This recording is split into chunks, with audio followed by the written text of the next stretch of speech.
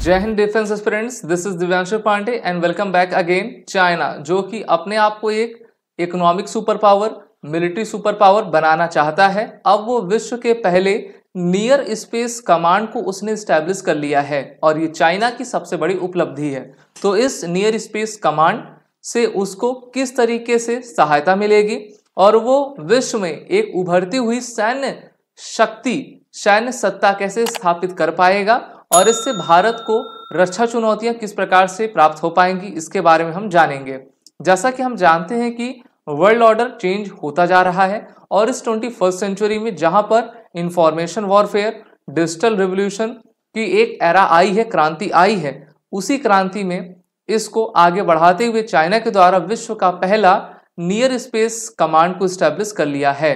और हांगकांग की मीडिया के द्वारा ये रिपोर्ट किया गया है कि पावरफुल हाइपरसोनिक वेपन्स के साथ चाइना ने अपने विश्व के पहले नियर स्पेस कमांड को स्टैब्लिश किया हुआ है।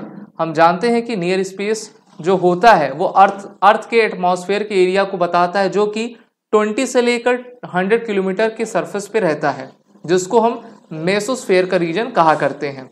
और इसमें कहा गया है कि in this region air is very thin, preventing traditional military aircraft from flying, and gravity is strong enough to prevent satellites for remaining in the rocket।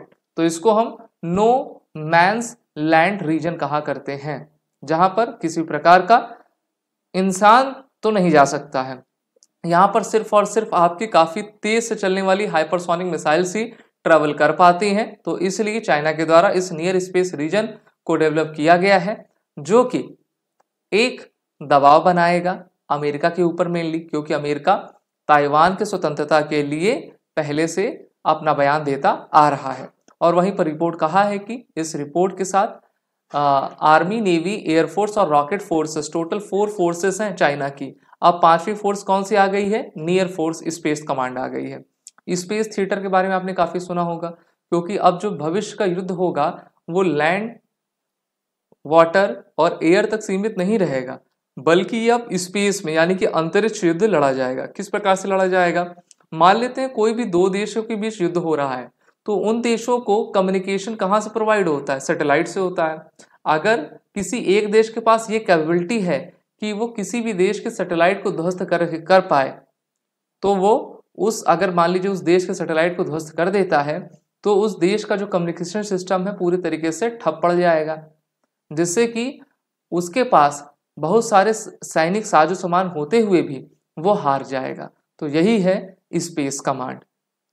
अब क्वेश्चन ये उठता है कि भारत इससे कैसे निपटेगा? तो देखिए, भारत ने 2019 में, मार्च 2019 में एंटी सैटेलाइट मिसाइल, जिसको शक्ति नाम दिया गया था, उसका सफलतापूर्वक प्रक्षेपण किया था और भारत ने लो अर्थ ऑर्बिट में जो है सैटेलाइट को आपका ध्वस्त किया था, जिससे कि भारत उन टॉप 4 कंट्रीज में आ गया जिसके पास ये क्षमता है। ये क्षमता चाइना के पास भी है।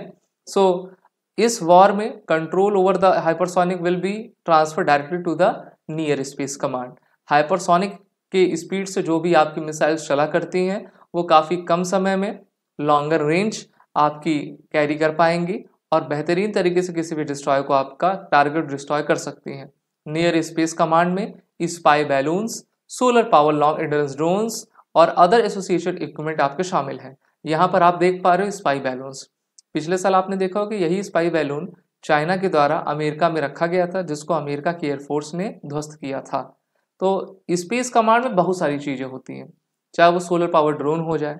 सोलर पावर ड्रोन रहेगा तो उससे क्या आपको बेनिफिट मिलेगा? सोलर पावर होने से ये रहता है कि वो हमेशा 24 घंटे चार्ज रहेगा, उसको किसी प्रकार की बैटरी की आवश्यकता नहीं रहेगी और वो एक ऐसी पोजीशन पर रहेगा जहाँ से आप दूसरे देश की निगरानी कर पाओगे।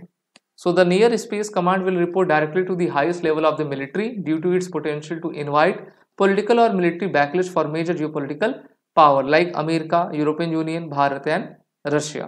तो इस प्रकार से इनका कमांड कंट्रोल किया जा सकेगा कि ये अपने हाईएस्ट मिलिट्री लेवल पर जाकर अपनी बातों को बता सके। और चाइना का मेन एम यह है कि नियर स्पेस कमांड के साथ उसको ये टास्क दिया जाएगा कि दुश्मन के ठिकानों पर मर्सीलेस अटैक, यानी कि ऐसे हमले किए जाएं जिससे कि वो दुश्मन फिर से खड़ा ना हो पाए और वो समझ भी ना पाए कि हमले कहाँ से हो रहे हैं। आगे तो ये भी कहा जा रहा है जितने भी हमारे मिसाइल्स हैं, इक्विपमेंट्स हैं, उनको जैसे आपका स्पेस स्टेशन लगाया जाता है उसी प्रकार से पूरे रॉकेट की रेजिमेंट आपकी स्पेस में रहेगी, तो स्पेस से ही आपके हमले होंगे।